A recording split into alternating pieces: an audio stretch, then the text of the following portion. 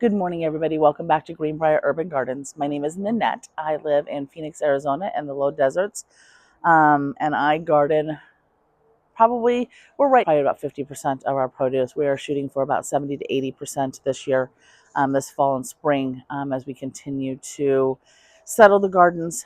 We've had them all in place. This one behind me has been in place for a number of years. And then our west garden has been in place for now a couple of years. So they're fairly well established at this point. And we're looking forward to continuing to produce as much of our own produce, fruit, and vegetables, as well as culinary and medicinal herbs here on the property. As you saw in the previous video that I had, we had shut down here the garden behind me, which is I call our east garden because it's on the east side of our property. And we shut that down for a chicken run extension. So there's nothing in there right now. We let the chickens have pretty much full reign of that, and they have done exactly what I needed them to do. I do need to, though, get our squash into the ground. Here in Phoenix, we have two opportunities to plant our squash.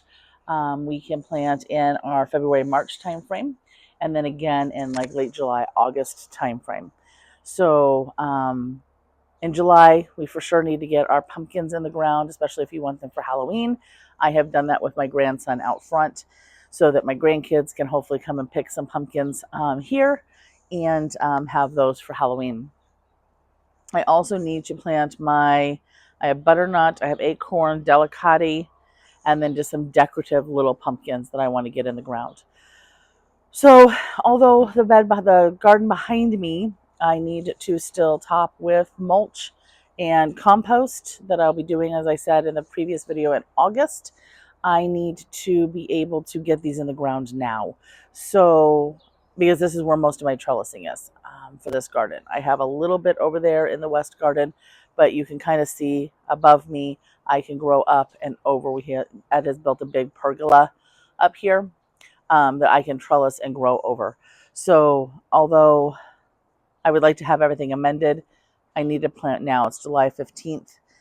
We are cooling down a little bit for us. So it'll be in the 90s, low 100s. So I want to get these in the ground now. So I'm going to take you over to that garden. I'm going to kind of show you what I'm going to do in a temporary situation so I can get this done. And then what I'll do to fill in the rest of the beds as I get ready to start my seeds inside and plant then some of my fall harvest starting in August through like September, 1st of October. We'll do some of it. Then I will do like the onions and the garlics and stuff in November. So I'm going to go ahead and turn you guys around. We're going to go over to the garden. I'm going to grab some of these plants and we're going to plant some of the squash. Okay, so we've moved some of the plants over here, some of the started all these from seed. This is the delicati that I'm going to plant. And then we have a couple others that I'll show you. As you can see, these beds need to be topped off. And with raised gardening beds, usually every season to at least once a year, that's something that has to happen. So Ed has added a little bit of soil that I had left from the compost area here. He used most of it for the other bed over there. But I'm just going to scoot some of this over and mound it up on this end so I can get these planted. And then I'll come through and I can fill in the rest here in August. So we're going to go ahead and get these planted. Okay, so as I said, I hope you guys can see really well what I'm doing here. Like I said, Ed had already, we got ants. Ooh, lots of ants.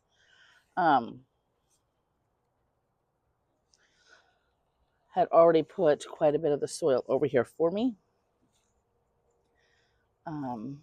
But I'm going to, so this drip line is every 6 inches. So I have a waterer here and a waterer here. So I'm just going to plant right here, kind of in the middle of them. Get one of these in here.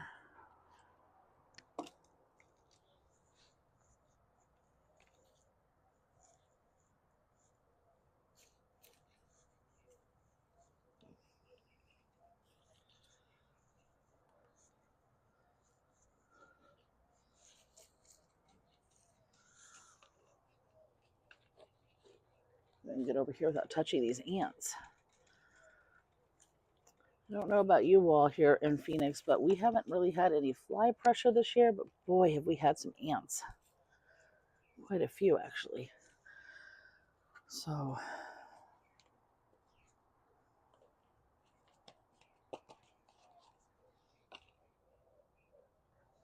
I'm trying to keep my hands away from them.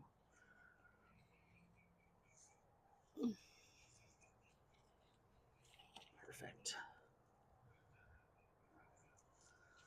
I will straighten these out probably this afternoon when they warm up a little bit. It's just easier to get them straightened and pinned up when they are warm. So excited to be planting again.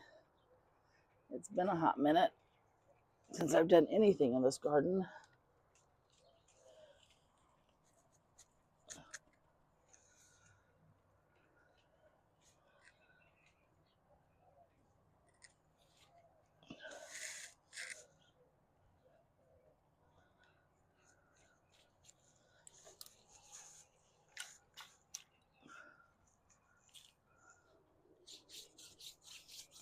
Ants off of me.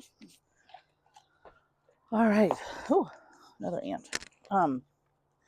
So those are going to be the delicate squash. The soil that I planted them in is this, our compost. We'll be doing a whole compost tea section over in our working area of the garden that we'll show you probably later this summer, earlier this fall, that we want to work on.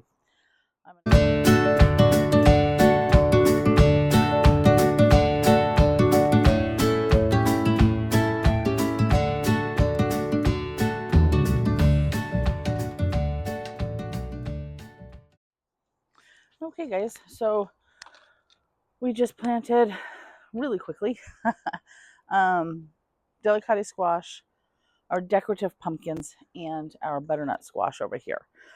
So, like I said, I borrow from Peter to pay Paul, and sorry about that.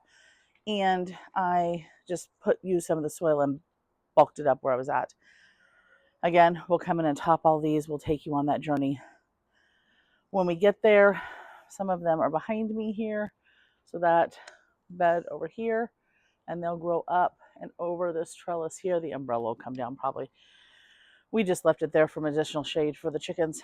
But first step in our fall planting, there's a lot of things that you guys can still plant here late July into August. It's called our monsoon planting. So I do have some tomato starts in there. Most of my San Marizanos are still living. I didn't do any shade cloth this year. And most of the stuff over there in that west garden is still hanging in there. It's still turning some fruit red. So that's really cool. But yeah, I mean, that's just the beginning, right? So reach out if you have questions. I'd be happy to help and answer anything that you guys have. I have such a passion and such a love for gardening. It's just so rewarding and so fun, even in the frustrating times, even when you're going through a project and you shut down your garden and you see all these beds just empty and there's still little untidied messes around. I'm just still so excited because I can see the vision of where I want it to be and what it's going to be this fall. So keep planting, guys. Keep trying. Like I said, you can plant in anything here. Container gardening in the summer is a little harder, but it's still possible.